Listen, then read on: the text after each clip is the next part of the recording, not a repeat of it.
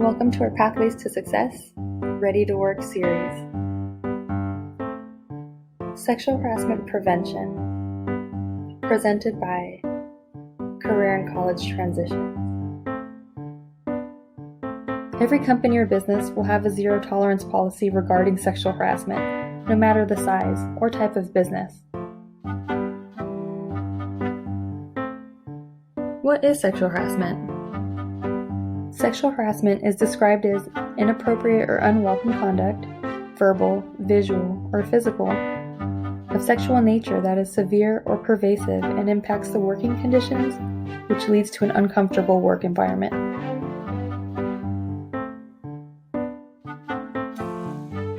A harasser can identify with any gender and have any relationships to the victim. The harasser can be a victim supervisor, an indirect supervisor, a manager, a coworker, a peer, or even a non-employee. Here are some terms you should know. Quid pro quo, also known as this for that. A person of authority demands sexual favors as a condition to keep a job benefit. Hostile work environment exists when one's behavior creates an uncomfortable environment for others.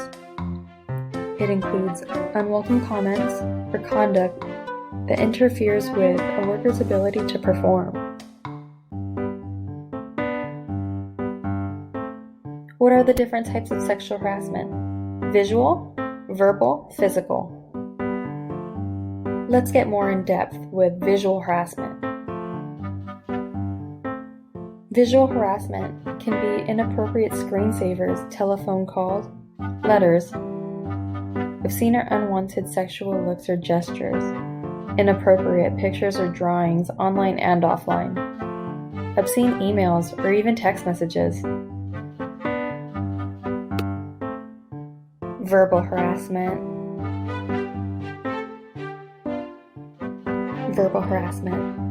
Requests or threats for sexual favors, spreading rumors of other sex lives, jokes and remarks related to gender or in sexual light, commenting on someone's appearance.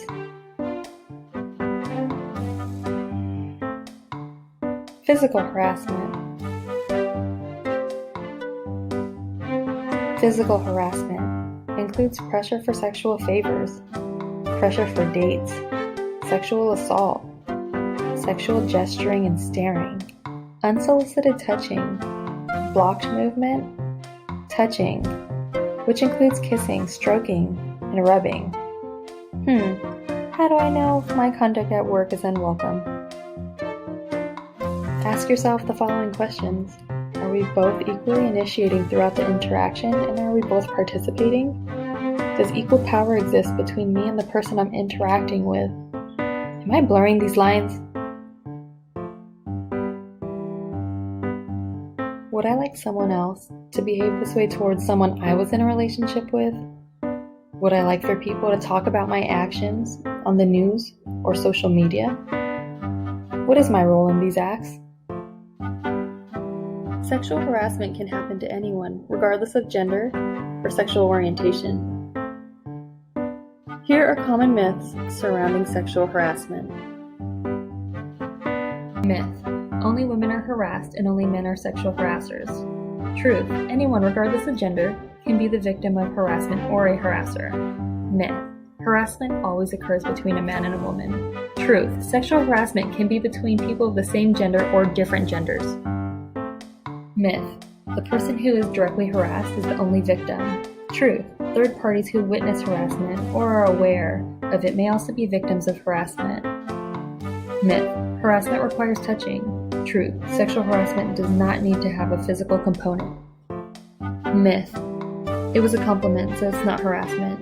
Truth: even if a person intends their conduct to be flattering, it may still be offensive to others. Myth: it can't be harassment, he was only joking. Truth: even though a person intends their conduct to be funny, it may still be offensive to others. Myth: if it happens outside of work, it doesn't violate sexual harassment policy. Truth: Inappropriate conduct that occurs outside of work can still violate or contribute to a hostile work environment. Myth: harassment is motivated by desire for sex. Truth: actually, sexual harassment is often motivated by dominance, power, and/or bullying. Myth: if I ignore it, it'll go away. Truth: unfortunately, ignoring harassment usually does not make it go away. In fact, it may get worse. So if you are a victim or see something, say something. Anyone has the right to file a complaint. And don't forget, contact your HR with any questions you have. They can support you. Contact the Career and College Transition Team today. Take a look at the contact information listed here and visit our website for more of our Ready to Work series workshops.